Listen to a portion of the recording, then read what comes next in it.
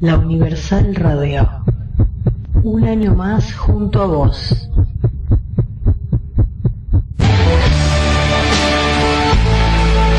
Una charla distendida. Un encuentro con los creadores de esa magia que solemos llamar literatura. Café entre libros. Un espacio abierto a escritores y lectores.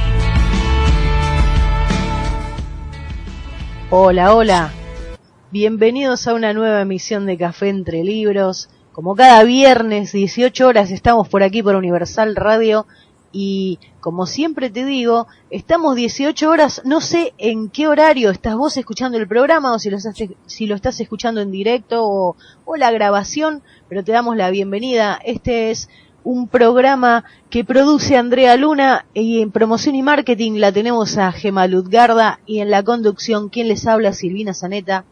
Todos los viernes por aquí una cita imperdible con autores, escritores de diversos estilos, gente de la cultura, gente que por ahí no tiene que ver con la cultura de los libros o la cultura literaria, pero tiene que ver con otro tipo de cultura. Pero hoy volvemos a las letras, volvemos un poco a lo literario, porque te voy a presentar a alguien muy particular. Voy a preguntarle muchas cosas que ya se me están ocurriendo. Antes que nada te voy a dar la data, así muy simple, de quién es el personaje invitado de hoy. Lo tenemos con nosotros a Fernando Andrés Chelier, que nace en Uruguay, en Mercedes, y en un comienzo él se desempeña como profesor de literatura ahí en Uruguay, estuvo por Montevideo, Canelones, Soriano, pero ya en el 2011 de Uruguay se radica en Colombia, en el departamento norte de Santander, en la ciudad de Cúcuta. Él en ese momento, a partir de ahí, se desempeña como profesor de lengua castellana, como docente universitario, está al frente de algunas cátedras. Y si te tengo que resumir quién es Fernando: poeta, ensayista, corrector de estilo, crítico literario, autor de algunos libros, los cuales también le vamos a preguntar un poquito, es corrector de estilo en algunas revistas, director de contenido y redacción de un periódico, y bueno, ha escrito poemas, ensayos. ¿Para qué te voy a seguir contando? Mejor te lo voy a presentar. Hola Fernando, ¿cómo estás? Hola Silvina, mucho gusto de estar contigo y con Andrea y con Gema, a quien les mando saludo también. Bueno, y a toda la audiencia que nos escucha, ¿no? Para nosotros es un gustazo tener por aquí a alguien que nació muy cerquita de donde estamos hablando, nació en Uruguay, sí. Pero te fuiste a Colombia. Lo primero que se me cruzó es eso, preguntarte un poco el tema de Colombia, porque también tenemos a Caroline desde Barcelona. Ella está preguntando por qué decidiste ir a vivir a Colombia y si tenés pensado volver a Uruguay algún día para vivir. O seguir en Colombia o mudarte a otro país. Y yo también te pregunto lo mismo, porque si vos me decís me mudé a Europa, me mudé a Estados Unidos, que son destinos comunes, por decirlo de alguna forma, para nosotros los sudamericanos, no es común irse a Colombia. Contanos cómo fue esa experiencia y por qué. Sí, verdad es, yo sabía de antemano que no me iba no iba a zafar de esa pregunta, ¿no? Es como lógica. Porque claro, un poco lo que vos decís, no es que haya migrado a uno de los países clásicos a donde se va la gente de nuestra zona, ¿no? No estoy ni en Estados Unidos ni en España, como vos decís. Bien, mira, yo estoy acá en Colombia desde abril del 2011, ¿no?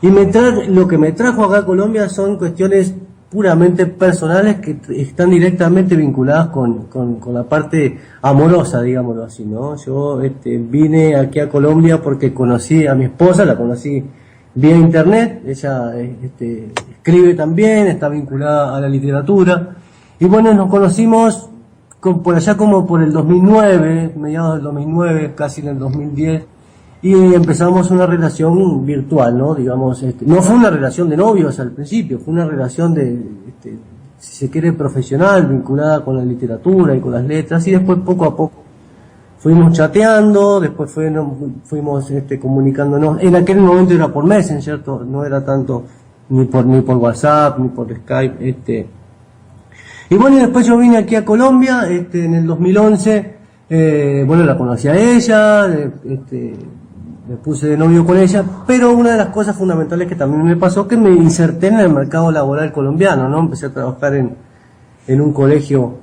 aquí en Colombia y a trabajar de corrector de estilo en algunas revistas. Y bueno, entonces yo ya tenía a mi novia aquí en Colombia, tenía mi trabajo, me terminé casando y me terminé instalando acá en Colombia. Entonces, esa cosa que sorprende, que te sorprende a vos y que le sorprende a algunos oyentes, el primer sorprendido he sido yo nunca pensé tampoco en ningún momento de mi vida radicarme en Colombia, ¿no? Pero bueno, las cosas de la vida se dieron así y hoy estoy acá.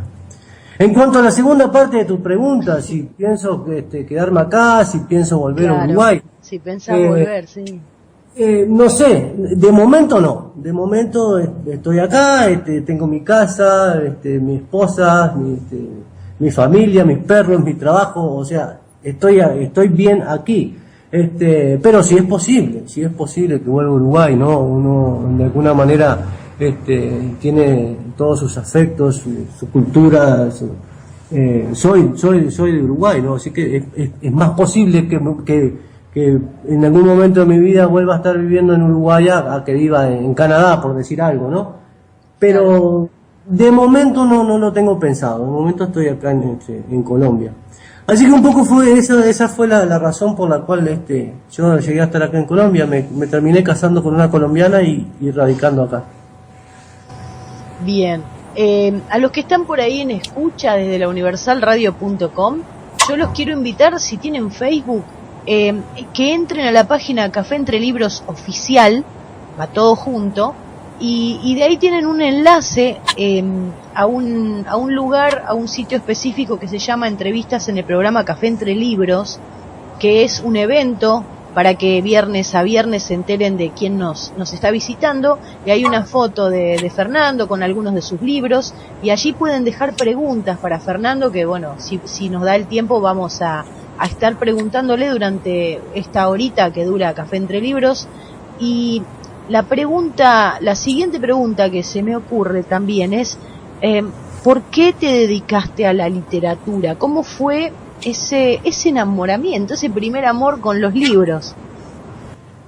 Mira, bueno, fue como de bastante joven, ¿no? Fue desde bastante joven, fue como cuando yo iba abandonando la niñez y empezando la adolescencia, más que nada que empiezo a leer de forma más frecuente. Básicamente por el ejemplo, tenía una bisabuela, que bueno, por supuesto en este momento ya falleció, era muy lectora, ¿no? Tenía una biblioteca muy grande, y bueno, a mí me llamaba la atención de niño, de alguna manera, porque ella leía mucho, y compraba libros, intercambiaba libros con sus amigas. Entonces yo veía que de alguna manera algo interesante tenía que haber en esos libros para que a ella le ocuparan tanto la atención y le gustaran tanto. Y bueno, y después empecé a leer gracias a ella. O sea, primero me sedujo el ejemplo de verla leer a ella, ¿no? Y después cuando me empieza a prestar algunos libros, Bueno, a mí realmente me gustó muchísimo la literatura. Claro que la escritura no fue en esa época, ¿no? La escritura es posterior. Entonces yo paso unos cuantos años como lector antes de ponerme a escribir. Pero siempre vi que lo que a mí me gustaba era la literatura, ¿no? Incluso cuando llega a la edad de 18 años, 19 años, que uno tiene que empezar a decidirse a seguir una carrera o algo por el estilo, lo más común, lo normal es decidirse por una carrera más bien práctica, ¿no? Como medicina, abogacía, arquitectura, ingeniería, ¿no? No sé, supongo que ahí en Argentina también es igual. Algo que te dé para comer, como dicen, en todos lados del mundo es lo mismo. Sí, exactamente, porque la gente te dice, sí, estuvo muy linda la literatura, la poesía, ¿no? Pero ¿de qué vas a morfar, no? Esa es la cosa, ¿no? Pero no, a mí me gustó la literatura, pude estudiar, vincularme a la docencia, y bueno, y después con el tiempo de vincularme a la escritura, que es lo que hago ahora, que es a lo que me gustaría realmente dedicarme a tiempo completo, pero no siempre es posible, no es fácil siendo un escritor primario, germinal, amateur, novel, como le queramos llamar, vivir de la literatura es prácticamente imposible, ¿no? Así que uno va haciendo cosas que están vinculadas también con la literatura. Yo de alguna manera sigo vinculado a la docencia con algunas charlas que doy, eso, si bien no estoy trabajando como docente tiempo completo, como lo hice muchos años, pero sigo trabajando como corrector de estilo en algunas revistas, sigo siendo columnista y escribiendo artículos en revistas. Pero bueno, básicamente es eso. Siempre me gustó la literatura y felizmente me he podido vincular de lleno a lo que me gusta. Ahora, últimamente, cada vez más, ¿no?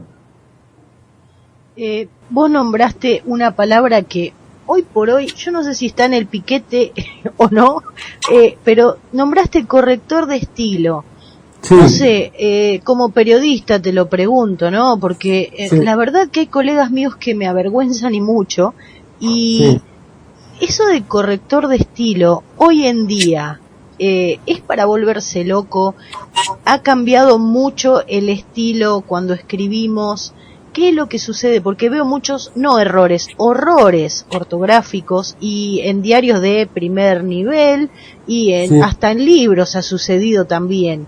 Contanos un poco si realmente tu trabajo es abrumador. ¿Has visto algo que dijiste, bueno, no, me saco los ojitos, los dejo a un lado y sigo para adelante? ¿O cómo es la cuestión? Y mirá, Silvina, se ve de todo, ¿no? Sí, o sea, el trabajo del corrector de estilo parte de la base de que el escrito está bien hecho, de que lo que uno tiene que corregir son algunos problemas sintácticos, de puntuación, que algún adjetivo que está de más y sacarlo, sugerirle algo al responsable del artículo, de la nota, de lo que sea, pero partiendo de la base de que el escrito es correcto. El problema es cuando uno tiene que trabajar con escritos que uno los tendría que deshacer y hacerlos de vuelta. Claro. Ahí hay una dificultad, porque ¿qué es lo que pasa? Yo siempre parto de la base de que el estilo del escrito tiene que ser el del autor, no el mío. Yo por ahí leo algo y digo, no, a mí me hubiera gustado decirlo de otra forma, no, más que nada acá en Colombia, ¿no? Como te podrás imaginar, no solo mi acento es diferente al colombiano, sino que las construcciones lingüísticas mías también son diferentes. Entonces yo leo un artículo por ejemplo, de un colombiano y digo, bueno, a mí me hubiera gustado decirlo de esta otra forma, pero no, yo tengo que respetar cómo lo dicen ellos, cómo hablan acá, ¿no? Claro. Ese es el trabajo del corrector de estilo, sugerirle al escritor determinadas cosas, corregirle determinadas cosas, asesorarlo en determinados puntos. Pero sí, es un problema lo que vos decís cuando ya el problema es ortográfico, sintáctico, de incoherencias, de redundancias, bueno, ahí es un trabajo tremendo, ¿no? Sí, me imagino. No, que además la palabra incoherencia me suena mucho últimamente, en muchos lugares. Por eso te preguntaba, me imagino que ha cambiado mucho el tema del trabajo en sí, tuyo, sí, o de todos los correctores de estilo. Sí, te vuelvo a repetir, nosotros partimos de la base de que los escritos que corregimos están básicamente bien escritos, ¿no? Hay que hacerle puntualización. Uno a veces lee cosas, qué sé yo, en el Facebook o en otros lados que realmente son tremendas. O sea, Claro. no serían soportables desde el punto de vista del idioma, pero son gente que no les interesa tampoco escribir de forma totalmente correcta, porque la Sí. finalidad de sus escritos es simplemente práctica, no Ni hablar. buscan otras cosas. No, Decime, pero decime. es que yo no, lo que me preguntaba más que nada es porque se supone que es gente capacitada, entre comillas, que por ahí Ujú. te pasa un escrito y vos decís, no podés escribir así, no hay forma de que yo pueda pasar esto y publicarlo en algún lado. Me Sí, imagino sí. que incluso hasta ha cambiado mucho, hay muchos giros idiomáticos, hay muchas cuestiones que me parece que se está entremezclando todo. Sí, eso lo Y vemos yo apuntaba un poco a ese tema, ¿no? Si ves que realmente hay como un mix, una ensaladita de Sí, diversos, sí. de diversas cuestiones. Sí, mira, yo hace poco me hacían una pregunta en otra entrevista que ahora me la recuerda un poco lo que me decís vos. El tipo me preguntaba si yo creía que las nuevas tecnologías habían tenido un papel negativo en el lenguaje, ¿no? Y yo creo que sí por lo siguiente, mira, las nuevas tecnologías nos han cambiado toda la forma de vida, eso es evidente. Y el lenguaje, como parte de nuestra vida, no escapa a eso. Pero ¿qué es lo que pasa? La inmensa mayoría de las comunicaciones que tenemos hoy en día exigen un lenguaje más que nada práctico, rápido, utilitario, ¿no? Los vemos, la gente que chatea chatea con 4 o 5 contactos a la vez, ¿no? Es lógico que si vos chateas con 4 o 5 contactos a la vez, no te vas a preocupar por la parte estética del lenguaje, ni por la puntuación, incluso ni hasta por la ortografía. Entonces, hoy en día, es común ver textos muy mal escritos por personas con un nivel de alfabetización superior, o sea, con gente que va a decir, ¿cómo esta persona escribe así si resulta que es abogado? ¿Entendés? Entonces yo creo que hay una baja en el nivel de redacción general. Y no es extraño ver a un tipo que sea abogado o arquitecto, o sea, que uno dice, bueno, este tipo tendría que saber escribir, ¿no? Y con unos errores tremendos. Pero yo creo que la gente se va acostumbrando justamente a abreviar, a no usar las mayúsculas cuando tienen que usar, a no usar bien la puntuación, a usar solamente los signos de interrogación o de exclamación de cierre, como en el inglés, y no usar el de apertura. En fin, un montón de cosas que pasan a ser normales y no son normales. O sea, pueden llegar a funcionar en un tipo de lenguaje informal, comunicativo y demás, ¿no? Pero que no serían soportables en un medio de comunicación serio. Sí, bueno, aunque a veces, por eso te decía también, aunque a veces leemos y así, tal cual, y decimos, bueno, no ha pasado por ningún corrector y directamente lo mandó como ya estaba el cierre de la edición y así lo metió en la web o en donde sea y así sale. Sí. Y Así, sí, palabras mal escritas, incluso es de risa porque los mismos lectores van y corrigen. Aquí yo he leído, bueno, acá decimos, ponete las pilas cuando hiciste el trabajo por la mitad, ponete las pilas, esta palabra está mal escrita, y estamos hablando de diarios importantes. A eso iba mi pregunta. Incluso, Silvina, yo he visto en diarios importantes, que no lo vamos a nombrar, que al final de la nota dice, si usted encontró algún error de sintaxis o de ortografía, háganos el favor de informarlo, no sé, algo por el estilo. Entonces uno se pregunta, ¿pero cómo va a encontrar errores de sintaxis y de ortografía? Se supone que ustedes no tienen que tener errores de sintaxis y de ortografía. Exacto. Pero ya hay como una tendencia a aceptar, sobre todo en los medios digitales, ¿no? Parece que como que el texto escrito en soporte papel, ya sea libro, periódico o impreso, goza de cierto respeto que no goza el digital. Entonces dentro de lo digital, bueno, como que es más factible que se le haya pasado una falta de ortografía, pero no. Sí, totalmente. Bueno, te cuento, Fernando, tenés algunos saludos. Bueno, Gema desde España dice es un honor escucharte. Franci Ríos Brito, ella está en Venezuela, también envía bendiciones, abrazos para nosotros. Con respecto, bueno, al tema que vos decías, nosotros tuvimos una entrevista con un muchacho que es español, está radicado en México, pero viaja por todos lados, que se llama Pablo Zulaika, y que él emprendió una cruzada contra lo que estábamos hablando, justamente lo que se veía mal escrito en la calle, por ejemplo, y sin acento. Entonces iba poniéndole los acentos a los carteles y terminó detenido en una comisaría una vez.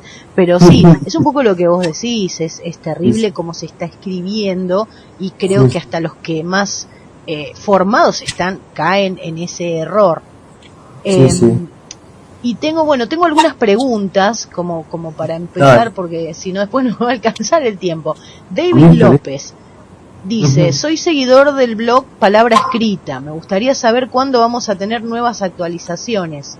Y dice, otra pregunta, hace un tiempo publicaste un poema inédito, Muelles de la Palabra, me gustaría saber cuándo se va a publicar el libro. Bueno, un saludo a David, que se ve que tiene idea por lo menos de lo que escribo.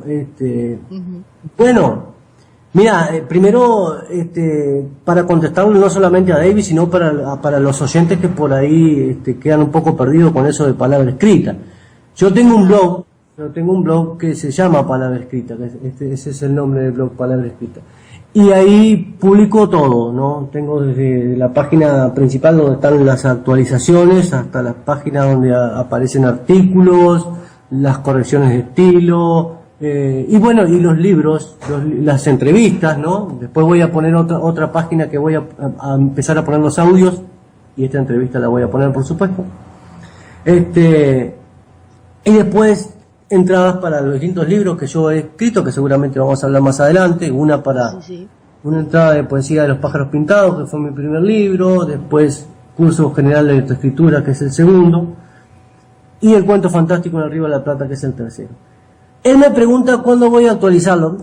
O sea, yo no tengo una rutina de actualizaciones de los blogs. Yo de alguna manera entiendo esa pregunta por lo siguiente, porque los blogs funcionan de esa forma. El blog, para mantenerse vivo, de alguna manera tiene uno que estarlo continuamente actualizando, ¿no?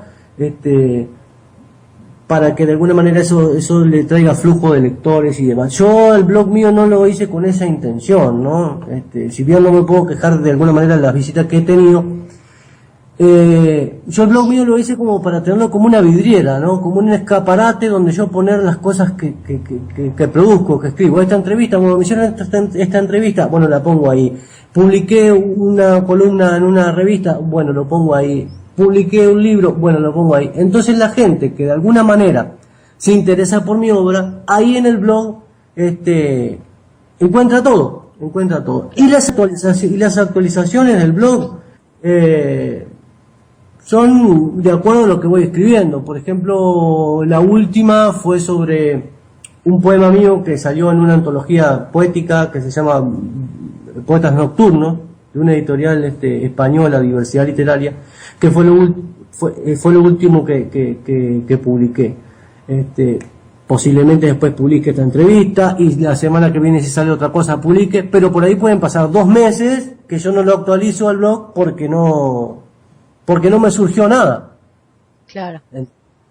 Y con respecto a Muelles de la Palabra, acá pregunta cuándo se va a publicar el libro. Sí. Bien, también. Eso de Muelles de la Palabra, que también apareció en el blog, es un poema mío. Así se va a titular el segundo poemario mío. El primero se titula Poesía de los pájaros pintados.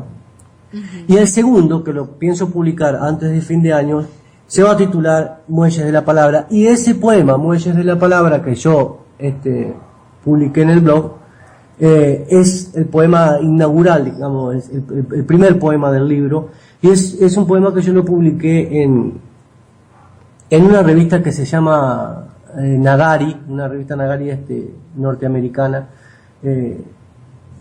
pero ahora me estoy acordando de otra cosa que la quiero decir, aunque no me la hayas preguntado, porque le puede servir a muchos escritores. Sí, adelante. Yo publiqué mi el último libro que publiqué se llama El cuento fantástico en el Río de la Plata. Ese libro es una recopilación de artículos que yo fui publicando en distintas revistas. En una revista uruguaya que se llama Va de Nuevo, en una revista colombiana que se llama Cronopio y en una argentina que se llama Realidades y Ficción. Yo fui escribiendo artículos que de Cortázar, que de Borges, bueno, de distintos escritores del cuento fantástico, y después cuando ya tenía muchos escritos, los junté, escribí un prólogo de alguna manera que los contuviera todo y los publiqué en forma de libro. Yo publico mis libros en una plataforma que se llama Create Space y después la subo a Amazon, que es todos la conocen, una librería más conocida. Los publico en formato tradicional, en formato papel y en formato digital. Bueno, resulta que este último libro, cuando lo voy a publicar en formato digital, los tipos no me lo publican en formato digital y me salen con una carta diciéndome que no me lo podían publicar en formato digital porque esos textos que están en el libro ya estaban de forma gratuita en internet. ¿Se entiende? Sí, sí. Claro que estaban en forma gratuita en internet, pero yo los escribí yo los escribí para Realidades y Ficciones, para Cronopio y para Va de Nuevo, ¿no? Yo los escribí, yo soy el autor, yo no se los robé a nadie, pero de alguna manera, como los textos ya están en la red, ya están en el mundo virtual, ellos no me lo publican de forma digital porque esos textos los distintos lectores los pueden conseguir también de forma gratis en la web. ¿Por qué digo esto? Porque muchos de los que me están escuchando seguramente son escritores y tienen que tener en cuenta eso. Traten de no difundir tanto material antes de publicar, porque después a la hora de publicar se pueden tener ese tipo de dificultad. Yo, por ejemplo, ese poema, Moisés de la Palabra, lo publiqué en una revista, ¿no? Pero estoy tratando, bueno, después de eso trato de no publicar ninguno de esos poemas para que cuando publique el segundo poemario, Moisés de la Palabra, no me vayan a salir con que no me lo van a publicar porque los poemas ya están en la web. ¿Se entiende lo que digo? Sí, sí, perfectamente. Sí, es la primera vez que por ahí escucho eso. Y sí, es complicado. Lo que pasa es que en Internet la regulación, las leyes prácticamente no existen. Es como una especie de tierra de nadie. Y claro, Amazon toma por ahí ciertos recaudos. Y como Amazon es una empresa gigantesca, no se va a detener a investigar a ver si yo realmente soy bueno, pero igual me lo publicó, pero me lo publicó solamente en papel, ¿no? No me lo publicó en digital. Claro. Pero hoy en día la gente compra más libros en digital que en papel. Eso es una cosa que también la podríamos hablar más adelante si querés, pero es una tendencia ya irreversible. Ya la gente lee digital. Por más que alguien te diga, sí, yo prefiero el papel, yo soy romántico del papel, bueno, perfecto, yo capaz que también. Pero lo cierto es que, por ejemplo, en el caso mío, hace años que no compro un periódico. Yo leo lo que leo de los periódicos, lo leo en internet. No voy a comprar el periódico de papel a la esquina del semáforo. O sea, esas cosas van cambiando. Y con la literatura también van cambiando. Entonces, es importante que a uno le publiquen en digital. Y bueno, eso me pasó con el último libro del cuento fantástico en el Río de la Plata, que lo pude publicar solamente en papel y no en digital. Pero todo esto salió porque me acordé con Moisés de la Palabra, así que te pido disculpas por tanta vuelta. No, pero es que está muy buena la información y además es una buena advertencia.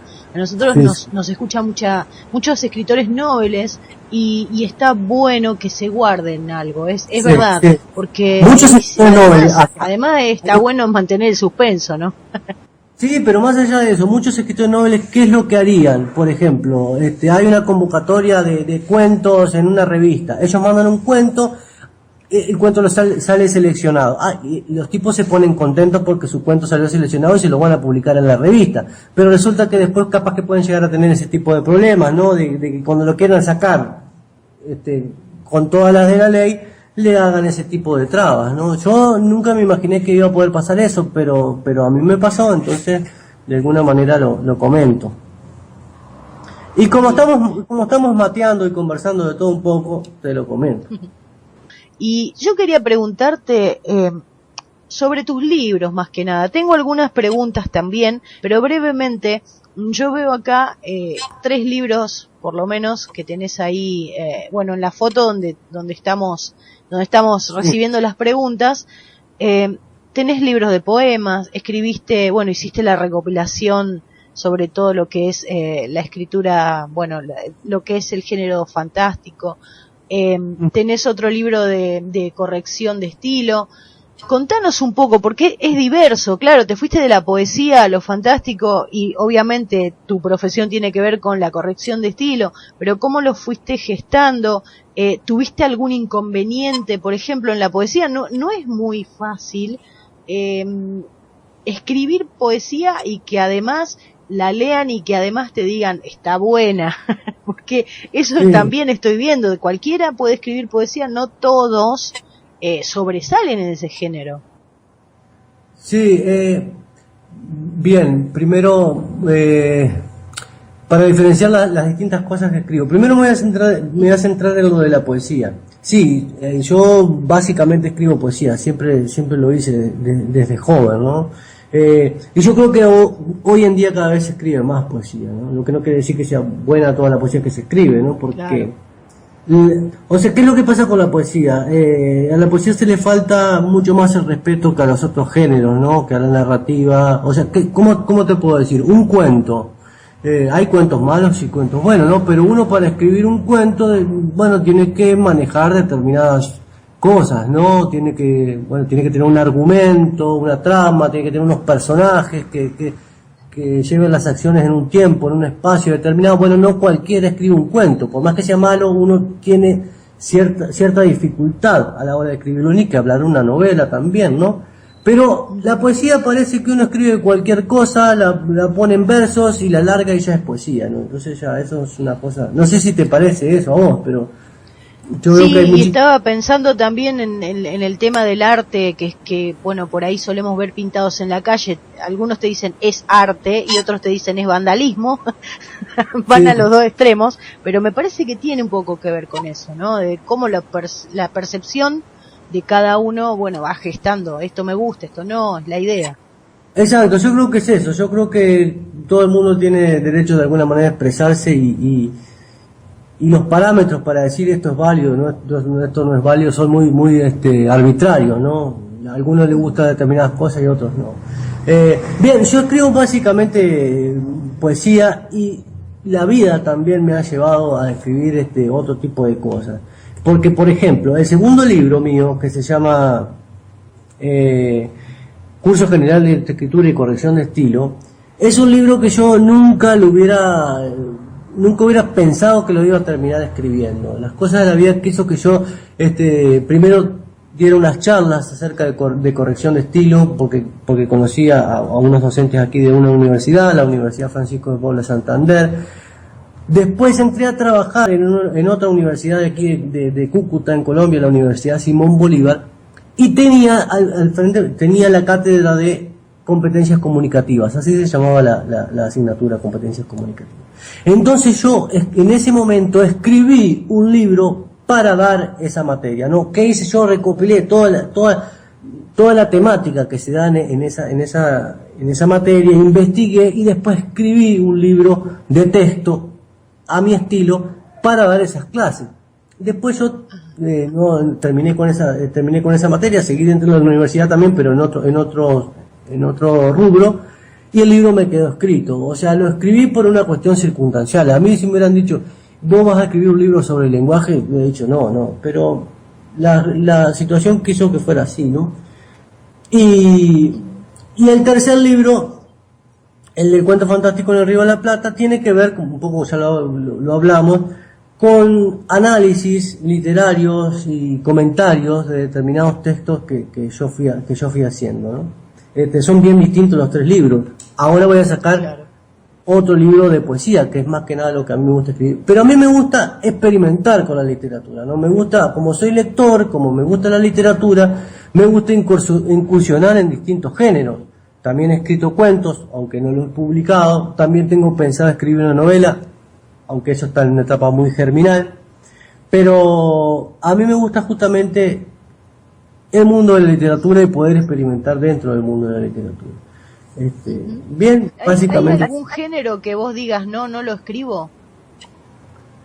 A ver, hay cosas que me gustan menos que otras. A ver, qué sé yo. Prefiero, por ejemplo, dentro de la narrativa, prefiero el cuento que la novela, ¿no? Me parece que en el cuento, bueno, voy a decir cosas que todo el mundo ya sabe. En el cuento todos los elementos son necesarios, uno tiene que jugar con el impacto, y la novela me gusta más. Pero la pregunta tuya es si hay algo que no me gustara, que no escribiría. Bueno, no sé, claro, si yo te digo, bueno, a ver, Fernando, escribime, bueno, mirá con lo que te voy a salir. Sí, escribime alguna novela erótica, por ejemplo, que está muy en auge. ¿Lo escribirías? Bien, no sé, no me siento capacitado. Mira lo que me pasa con esa pregunta. Es buena.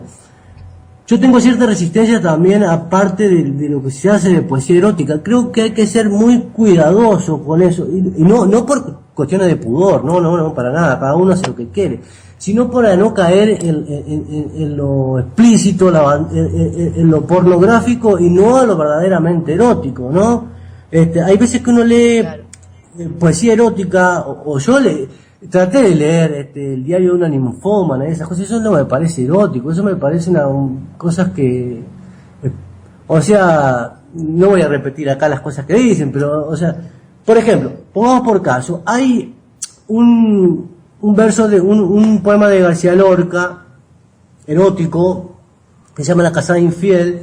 En una parte del encuentro amoroso, el tipo dice, sus muslos se me escapaban como peces sorprendidos, la mitad llenos de lumbre, la mitad llenos de frío. O sea, a mí me parecen grandiosas las imágenes, ¿entendés? Claro. O sea, jugar con los muslos de la mujer escapándose, comparándolo con los peces, con la viscosidad de los peces, eso me parece una buena poesía. Me parece jugar bien con las imágenes, que no tiene nada que ver con que...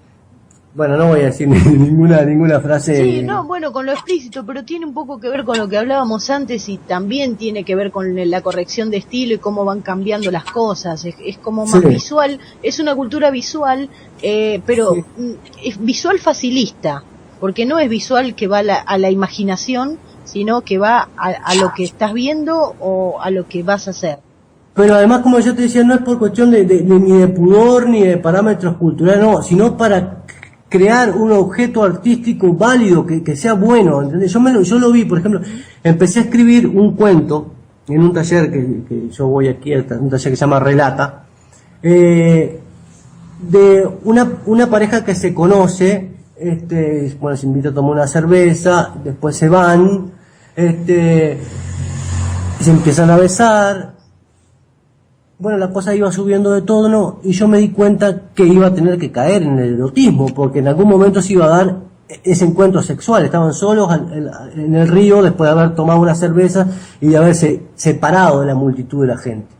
Entonces digo, ¿cómo encaro yo este encuentro sexual sin caer en la bajeza de la tirole? ¿Entendés? No.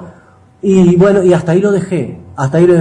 Por eso es buena tu pregunta, porque intenté escribir algo que tenga que ver con lo erótico y no pude hacerlo de momento. No es fácil si uno quiere hacer algo como la gente, me parece a mí. Claro, sí, es comprensible. Bueno, tengo algunas preguntas más, porque ya veo el tiempo y estamos mal de tiempo. Sí.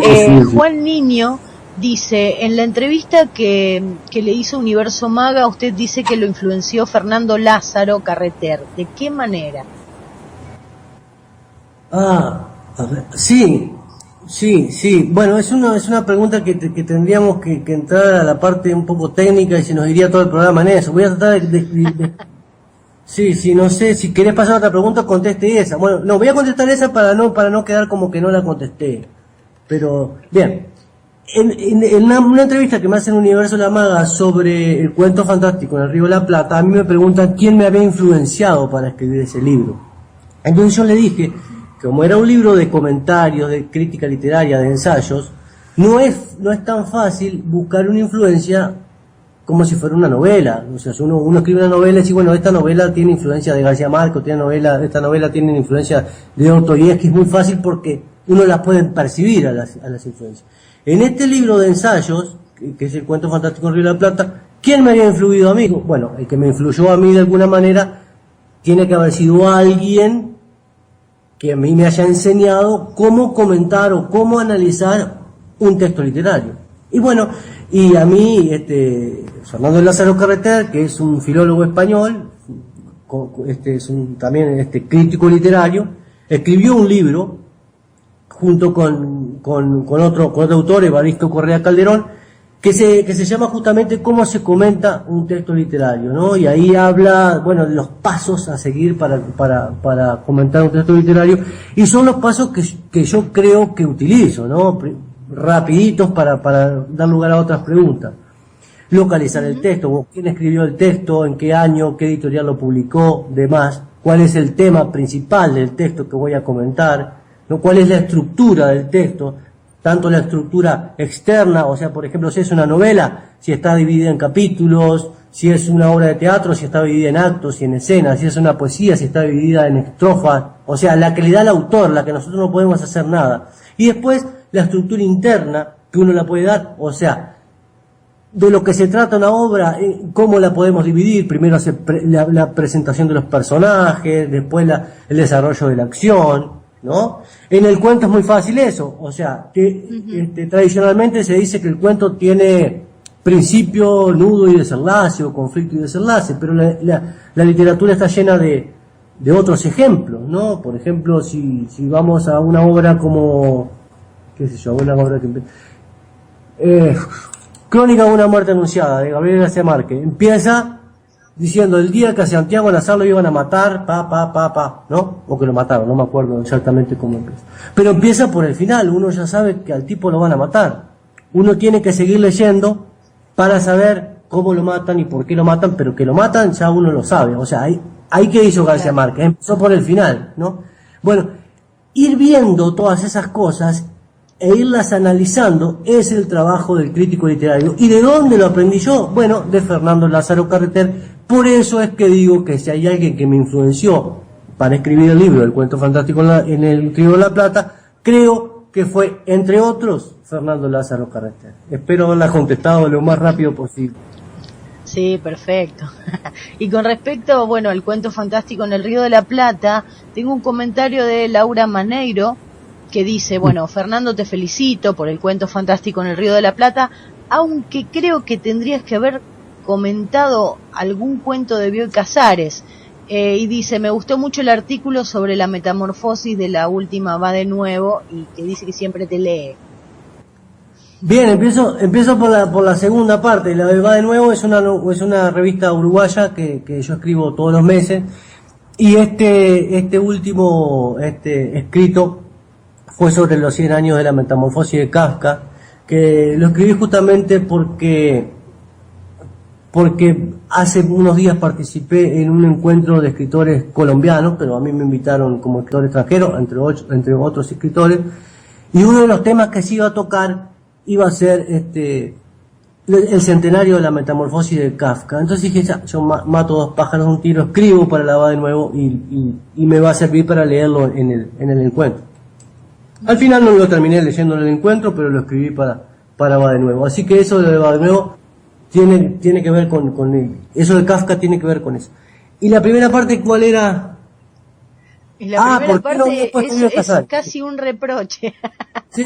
Lo de Bioy Casares, si tendrías que haber comentado algún cuento de él. Sí, en realidad podría haber comentado de Mario Arregui, de Lugones, o sea, de mucha gente, de Silvino Campo, en fin, hay muchos escritores que incursionaron en el cuento fantástico en el Río de la Plata, mucho más argentinos que uruguayos por una cuestión de tamaño, ¿no? y de cantidad de gente, lógico. Pero la intención mía al escribir el libro no fue hacer un raconto de todos los escritores que habían incursionado en el cuento fantástico, ni hacer una historia, o sea, un estudio de cómo había influenciado el cuento fantástico en el Río de la Plata. No. Yo lo único que quise fue hacer una muestra de autores paradigmáticos, y me parece, dentro de mi criterio, que los que elegí, Felisberto Hernández y Horacio Quiroga de Uruguay, y Cortázar y Borges de Argentina me parece que son los más representativos. Claro, por supuesto que podría estar Bioy Casares, así como podrían estar muchísimos otros. Pero le repito, ¿a quién fue? ¿Cómo es la pregunta? A Laura Maneiro. A Laura, de que sí, que tiene razón, que le acepto el reproche y podría haber escrito sobre Bioy Casares, pero me hubiera quedado una obra tremendísima y no de larga, y no fue mi intención al escribir el cuento. Pero sí tiene razón, sí, posiblemente podría haber estado Bioy Casares. Ahí es donde vos decís, bueno, pero probablemente haga un segundo libro. No, bueno, es broma. Tengo una pregunta aquí, ya nos quedan 10 minutos de programa. Cristina Suárez dice, buenas noches Fernando, eres poeta, corrector de estilo, ensayista y crítico literario. Si tuvieras que elegir solo una actividad, ¿con cuál te quedarías y por qué? Bien, como me quedaría con la de poeta.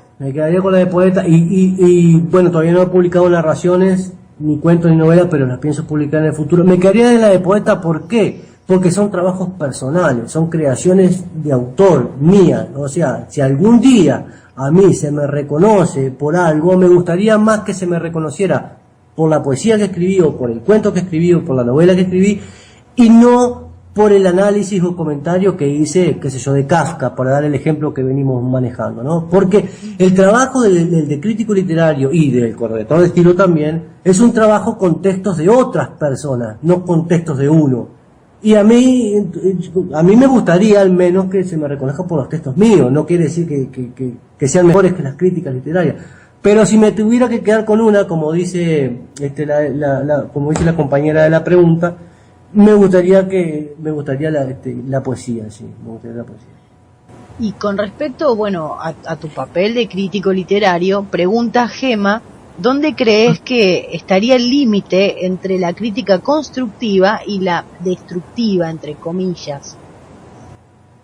Bien, yo por una cuestión quizá de personalidad, prácticamente no me he involucrado en crítica destructiva. Yo simplemente, si leo una cosa que a mí no me gusta, que pienso que es mala, no me gasto el tiempo en criticarla, ¿no? Trato de escribir sobre aquellas cosas que me gustan, ¿no? Porque son las que me inspiran a escribir, ¿no? Qué sé yo, hay un montón de literatura hoy en día para adolescentes y demás que son el desvelo de muchas, que no son buenas, ¿no? Pero yo qué voy a ganar escribiendo cosas negativas sobre eso, diciendo, no, mire, lo bueno es esto. No, cada uno que lea lo que quiera, y lo que de alguna manera lo que va a sobrevivir, creo yo, es lo que es bueno, lo que tiene cierto valor artístico, ¿no? Entonces, pero ¿cuál fue la pregunta de Gema, por favor? ¿Dónde crees que estaría precisamente, si cuál es el límite entre la crítica constructiva y la destructiva? Yo creo que el límite estaría en que hay ciertos críticos que por ahí sienten determinado placer en destruir las cosas de los demás, ¿no? Y por ahí no han escrito nada de ellos. Porque el papel del crítico, o sea, si yo me voy a parapetar en el papel de crítico y a despotricar contra todo lo que no me gusta, es muy fácil. Decir, bueno, escribí algo vos, mostrá algo vos, a ver qué hacer, ¿no? Uh-huh. A mí realmente como que hay veces que a los críticos que quieren destruir me molestan un poco, entonces yo directamente no escribo críticas negativas. Bien, eso está bueno, sí, me quedé pensando que bueno sería eso también para el periodismo. Y bueno, para muchas otras, que es que el periodismo también en este momento, y es a nivel internacional, no digo exactamente ni en mi país ni en ninguno específico. Se tiende más a eso, el periodismo lo que vende es la irreverencia, ¿no? Sea, hay una nota sobre algo, bueno, voy a tratar de ser crítico y de alguna manera de generar controversia con mi artículo, porque eso de alguna manera le va a dar visibilidad. Hay muchos periodistas que hacen eso. Sí, es cierto. Bueno, hay un montón de preguntas que me quedaron ahí, que no las vamos a poder hacer porque el vamos a tener que hacer otro programa, como me decía el libro. Lo que sí te voy a pedir es que nos recuerdes dónde podemos conseguir tus libros, porque hay gente que te escucha desde diversos países, no solo ahí en Colombia o en Argentina. Bien, los libros míos los consiguen todos en Amazon, están todos en Amazon, ponen mi nombre, Fernando Chelier, y ahí van a aparecer los libros de estos tres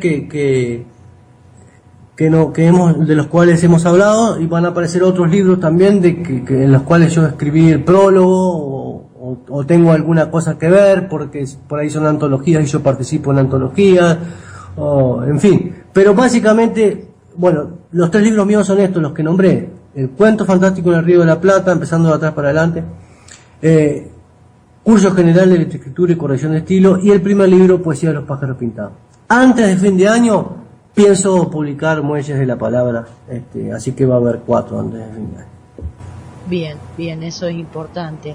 Y ya como último, si te quedó algo por decir o algún consejo, porque hay muchos escritores que por ahí pueden escuchar el programa, y ya como corrector de estilo, ¿tenés algún consejo sobre errores que a lo mejor caen muchísimos la primera vez que van a publicar el libro y lo llevan para corregir o para ver cómo está?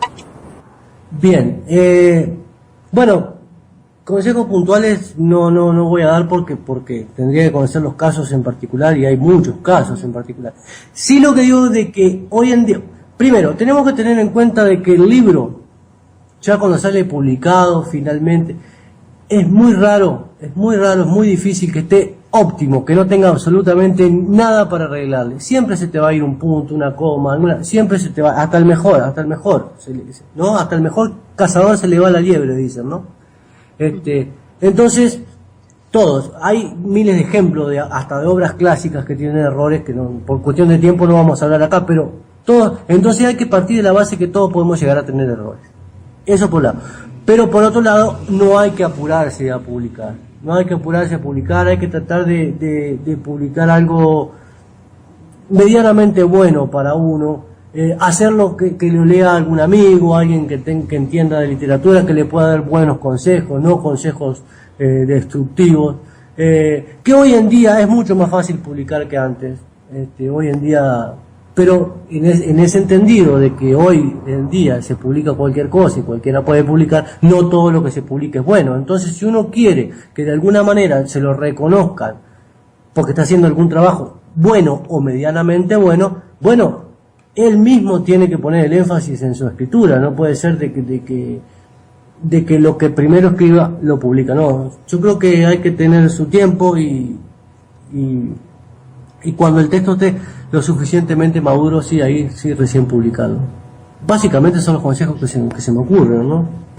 Sí, perfecto. Vienen muy bien para todos aquellos que están comenzando este hermoso camino. Sí. Bueno, Fernando, yo ya me tengo que despedir y tengo anuncios todavía.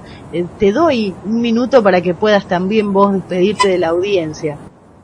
Bueno, Silvina, yo te agradezco mucho, te mando saludos a ti, a Andrea, a Gemma, le agradezco a la gente que mandó esas preguntas, espero haberlas respondido, y la verdad que muy agradecido, muy contento con esta instancia en la que estuvimos charlando de literatura y tomándonos unos mates virtuales.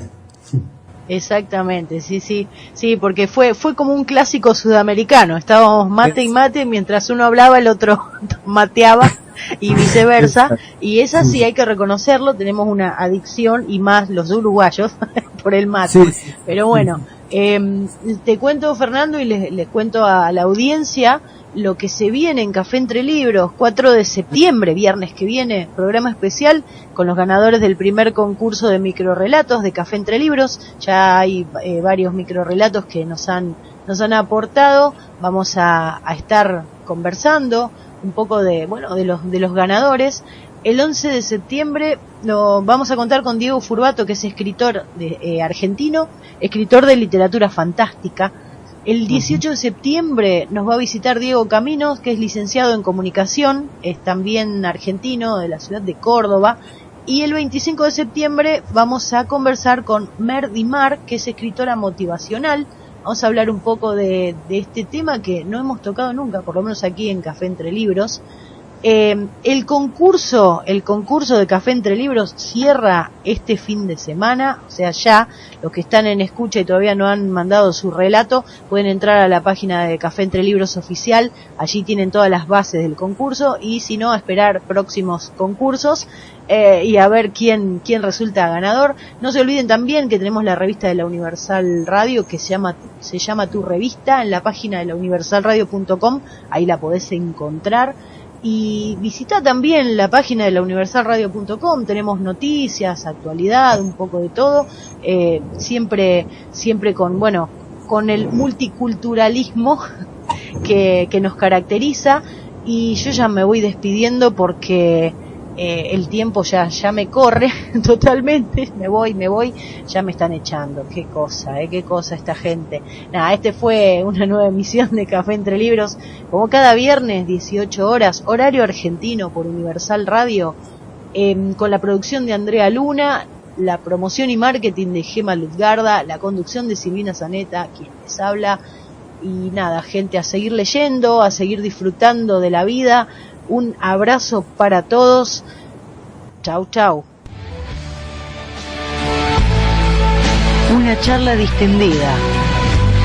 Un encuentro con los creadores de esa magia que solemos llamar literatura. Café Entre Libros. Un espacio abierto a escritores y lectores.